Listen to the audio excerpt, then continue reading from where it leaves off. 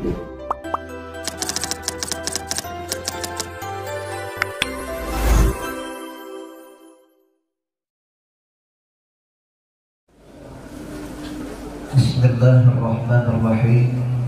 Assalamualaikum warahmatullahi wabarakatuh.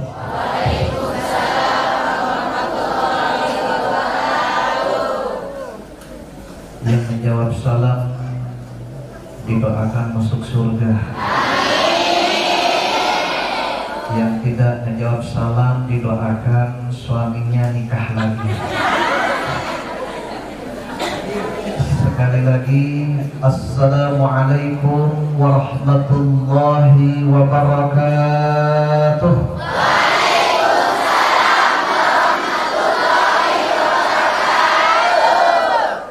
Aman boleh. Alhamdulillahilladzi wa kafa, wassalatu wassalamu ala nabiyil mustafa wa ala alihi wa sahbihi ahli sidqi wal wafa, amma ba'd. Qala Allah ta'ala fi kitabihil karim, a'udzu billahi minasy syaithanir rajim.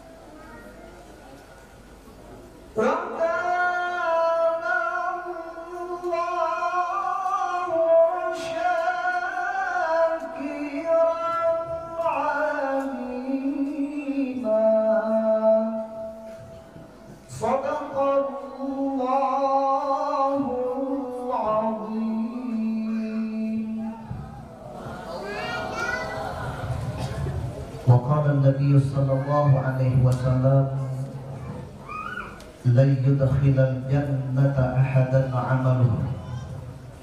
Qalu wala anta ya Rasulullah? Qala wala ana illa an yataghammadani Allahu minhu birahmah.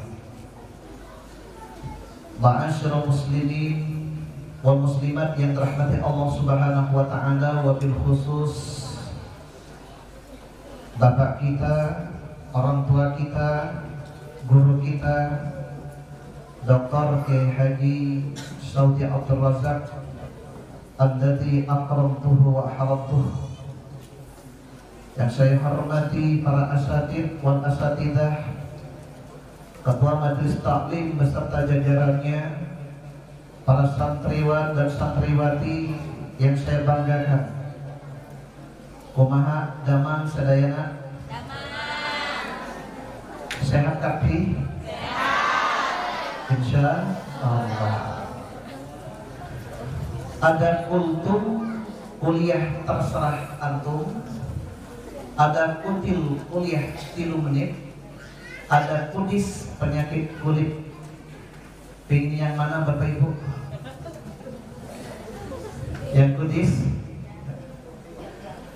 Bapak Ibu yang dirahmati Allah Subhanahu wa taala, Rasulullah sallallahu alaihi wasallam pernah bersabda, la yudkhilal jannata ahadan 'amaluhu amal-amal kalian semuanya itu tidak akan pernah bisa membawa masuk surga.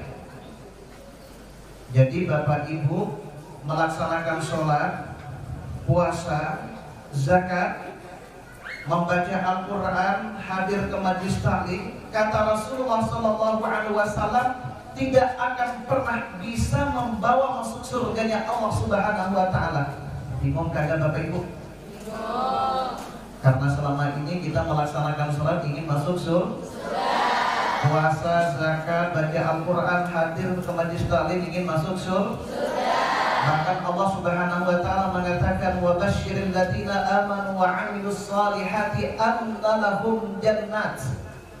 Kabari Muhammad kepada orang-orang yang beramal soleh, yang beriman, sesungguhnya bagi mereka akan mendapatkan surga. Tetapi dalam hadis ini disebutkan Rasulullah mengatakan dengan tegas, amal-amal kalian semuanya tidak akan pernah bisa membawa kalian masuk surganya Allah. Kalau kita lihat redaksi hadisnya Bapak Ibu diawali dengan kata lam. Ini kan santriwan dan santriwati sudah belajar ilmu nahwu. Yang bermakna tidak, ada kalanya menggunakan lam, ada kalanya menggunakan lam. Betul? Apa bedanya lam dengan lam? Yang bisa jawab, Mbak, umroh kah? Yang bisa jawab umroh. Apa bedanya lam yang bermakna tidak dengan lam yang bermakna tidak? Ada yang bisa? Lam yang dikatakan lam harfu nafyin wa nasbin wa istiqbalin itu bermakna tidak. Lam harfu nafyin wa jasmin wa qalbin itu juga bermakna tidak. Apa bedanya? Kalau lam sekarang tidak, besok pun juga tidak.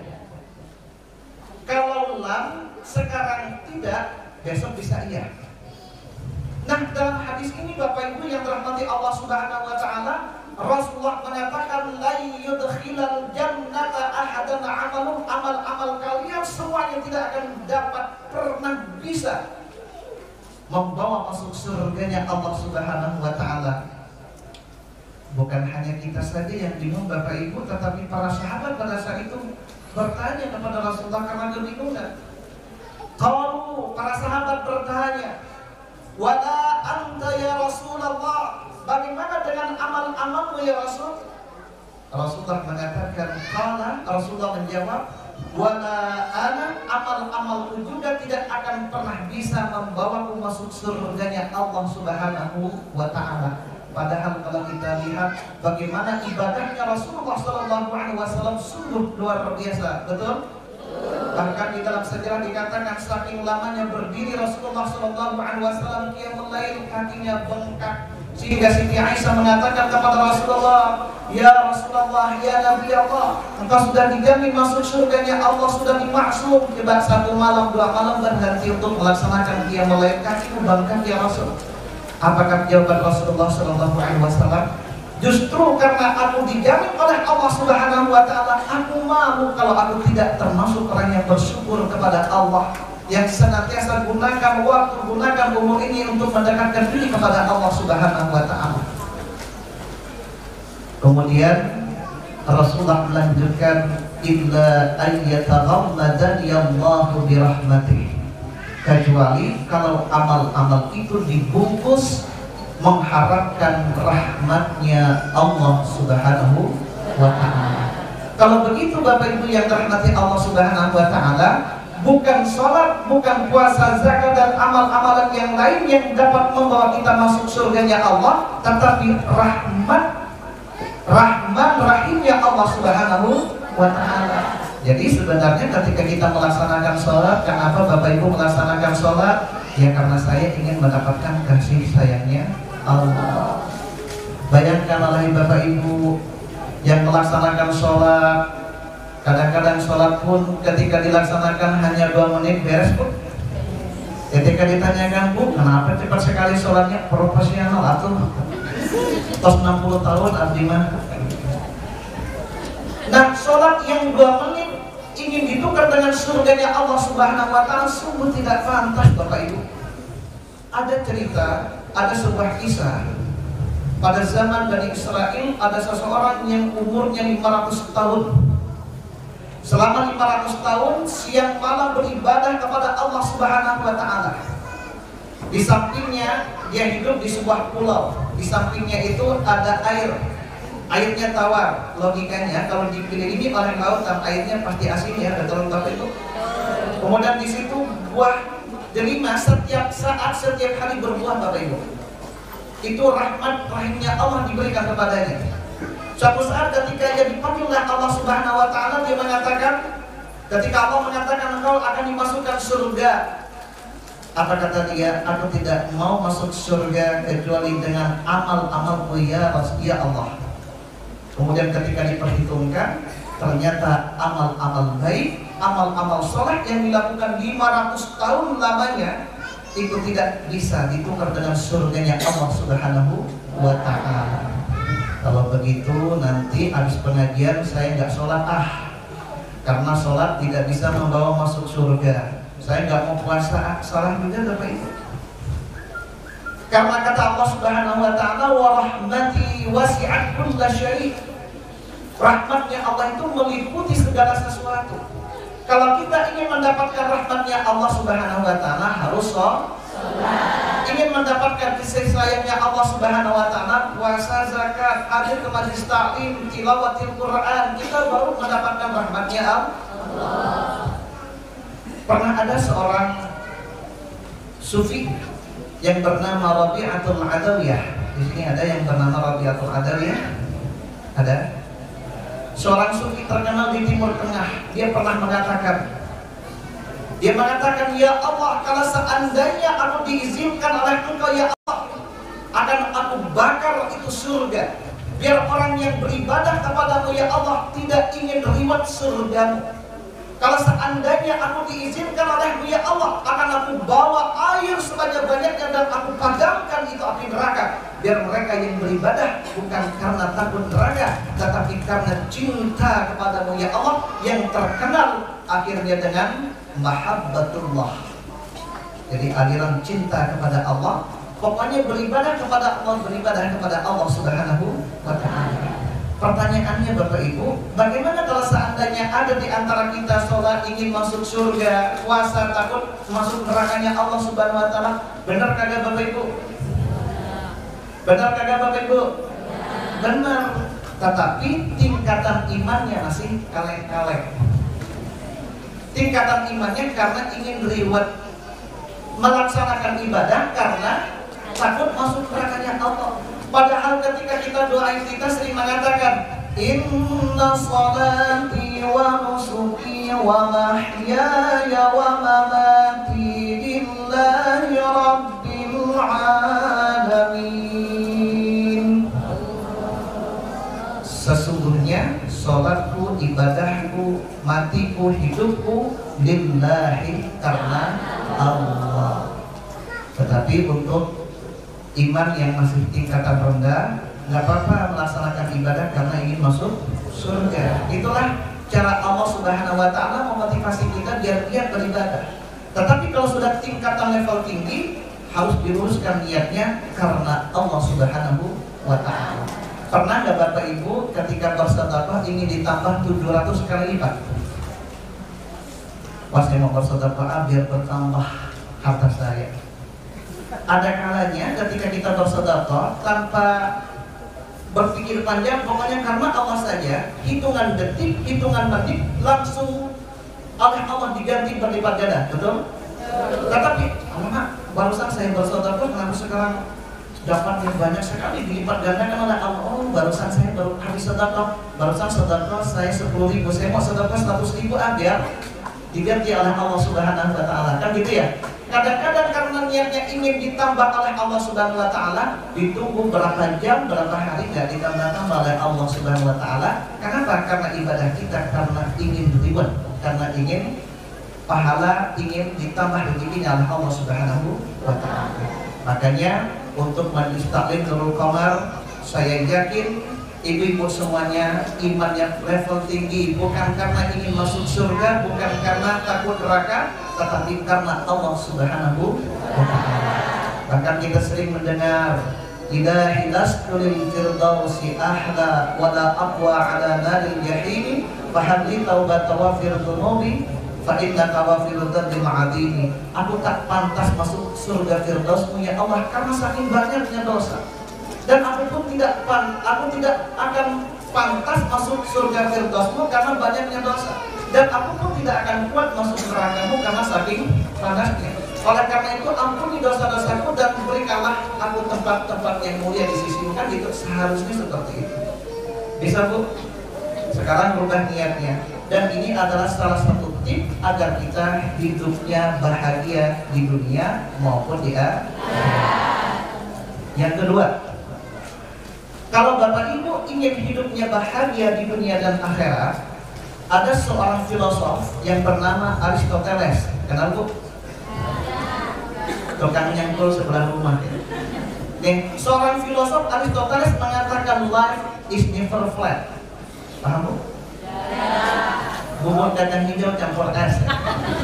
Life is never flat. Hidup ini tidak akan pernah rata. Kadang-kadang kita berada di atas, kadang-kadang kita ada di bawah. Nah, justru kalau kita ingin bahagia dalam hidup ini, ketika kita berada di atas, kita harus menyiapkan sebagai orang yang bersyukur kepada Allah Subhanahu wa Ta'ala. Ketika kita berada di bawah, maka kita harus bisa menjadi orang yang sabar kepada Allah Subhanahu wa Ta'ala.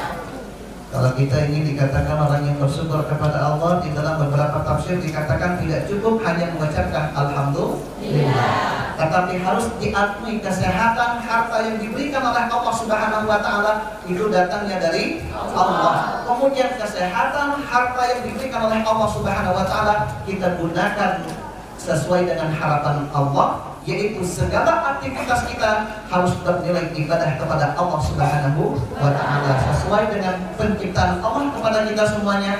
Wa ma khalaqtul jinna wal insa illa liya'budun. Aku tidak menciptakan jin dan manusia melainkan untuk beribadah kepadaku. Mudah-mudahan kita semuanya bisa menjadi orang yang bersyukur kepada Allah. Caranya kalau kita ingin menjadi orang yang bersyukur kepada Allah, kata Rasulullah SAW, unduru ila man asfala minkum, lihat ke bawah. Kalau lihat ke bawah, insya Allah, alhamdulillah ya Allah, aku punya ini. Alhamdulillah ya Allah, aku punya ini, orang lain tak punya, kan gitu. Nah, kalau melihat ke atas, orang yang lebih kaya dari kita akan senantiasa menunggu susah untuk menjadi orang yang bersyukur kepada Allah Subhanahu wa Ta'ala. Ketika kita berada di bawah, diuji oleh Allah Subhanahu wa Ta'ala. Pada saat ini kita berada di era new normal, COVID-19. Tentu kita harus bisa menjadi orang yang sabar. Perekonomian tidak stabil, betul Bu? Alladzina idza asabathum musibah qalu inna lillahi wa inna ilaihi raji'un. Kita adalah milik Allah Subhanahu wa Ta'ala. Ketika kita lahir tidak membawa apa-apa, betul? Satu kain pun kita tidak membawa apa-apa. Apalagi kita membawa jabatan juga tidak membawa apa-apa. Maka konsepnya adalah inna lillah, sesungguhnya kita adalah milik Allah dan akan kembali kepada Allah Subhanahu wa Ta'ala. Ini diperkuat kok ya. Lagi 30 menit. Yang ketiga, kalau kita ingin bahagia fid dunya wal akhirah, tebarkan kebaikan dimanapun saja berada kepada siapapun saja. Karena Rasulullah SAW mengatakan, wallahu fi 'aunil 'abdi ma kana al-'abdu fi 'auni akhihi. Allah akan senantiasa menolong kita selama kita menolong saudara-saudara kita. Ini dalam hidup ini kadang-kadang ketika kita akan menolong saudara-saudara kita, teman-teman kita, tetangga kita melihat dulu, kira-kira kalau saya bantu dia akan bantu saya nggak kagak nantinya, kan gitu betul? Padahal konsep di dalam Islam itu, ketika kita membantu saudara kita, bukan saudara kita yang akan membantu kita, tetapi Allah Subhanahu wa Ta'ala. Sama seperti halnya ketika kita melempar bola, tahu bola Bu? Ketika dilempar maka akan mantul kepada kita. Semakin kuat lemparan kita kepada ke dinding, maka semakin kuat pula pantulannya kepada kita. Disitulah kita kalau ingin sukses di dunia maupun di akhirat. Yang terakhir, Bapak Ibu yang dirahmati Allah Subhanahu wa Ta'ala, kalau kita ingin bahagia di dunia wal akhirah, miliki hati yang bersih. Apa Bu? Miliki hati yang bersih. Di dalam Al-Quran ada kalanya Allah menyebut dengan qalbun salim. Yauma la yanfa'u wala banun illa man atallahu biqalbin salim. Di situ dikatakan ketika harta tidak akan bermanfaat sama sekali kecuali mereka yang datang kepada Allah Subhanahu wa taala dengan hati yang selamat, hati yang bersih. Ada kalanya Allah menyebutkan di dalam Al-Qur'an surah Al-Baqarah ayat 74, "Tsumma qasat qulubukum min ba'di dzalika fahiya kal hijarati aw ashaddu qaswah." Qaswah itu artinya keras. Ada juga Allah menyebutkan di dalam Al-Quran surah Al-Baqarah ayat 10, "Khatamallahu ala qulubihim." Ada fi qulubihim marad, ada marad hati yang sakit. Makanya kalau Bapak Ibu ingin bahagia di dunia dan akhirat, memiliki hati yang bersih. Ciri-cirinya apa, Bu? Kalau hati kita bersih, ketika ada saudara kita sakit, kita juga ikut sakit.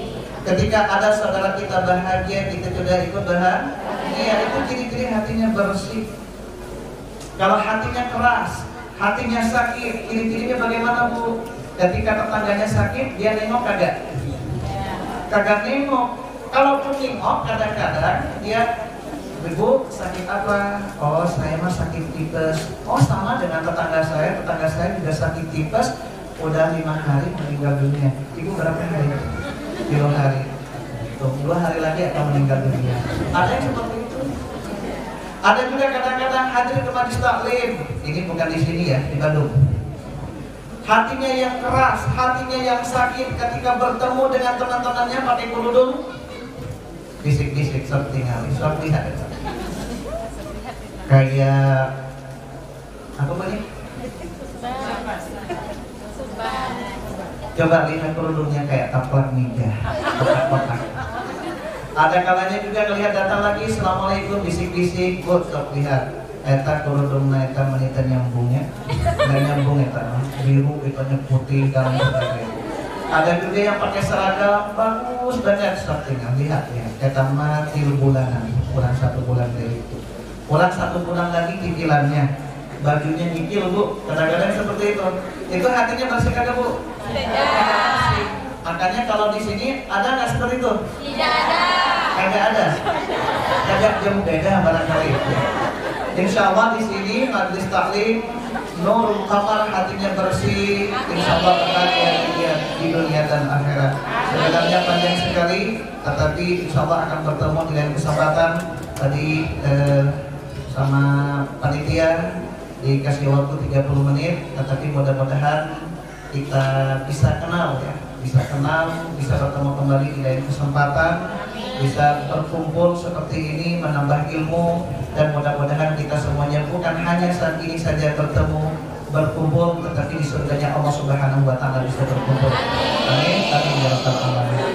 Konklusinya, kesimpulannya, kalau Bapak Ibu ingin bahagia di dunia dan akhirat, yang pertama, orientasikan seluruh aktivitas ibadah kita karena Allah. Yang kedua, kalau kita ingin bahagia ketika kita berada di atas, harus menjadi orang yang bersyukur. Ketika kita berada di bawah, menjadi orang yang sabar. Yang ketiga, kalau kita ingin bahagia di dunia dan akhirat, harus bisa menebarkan kebaikan kepada siapapun dan dimanapun saja. Yang keempat, kalau kita ingin bahagia di dunia dan akhirat, memiliki hati yang bersih, yang disebut di dalam Al-Quran qalbun salim, hati yang selamat, hati yang bersih, hati yang suci. Mudah-mudahan kita bisa merealisasikan 4 hal ini sehingga kita bahagia di dunia dan akhirat. Amin amin ya rabbal alamin. Itu saja barangkali yang bisa saya sampaikan. Mudah-mudahan bermanfaat. Mohon maaf atas segala kekurangan dan kekhilafan. Wallahul muwaffiq ila aqwamit thoriq. Wassalamualaikum warahmatullahi wabarakatuh.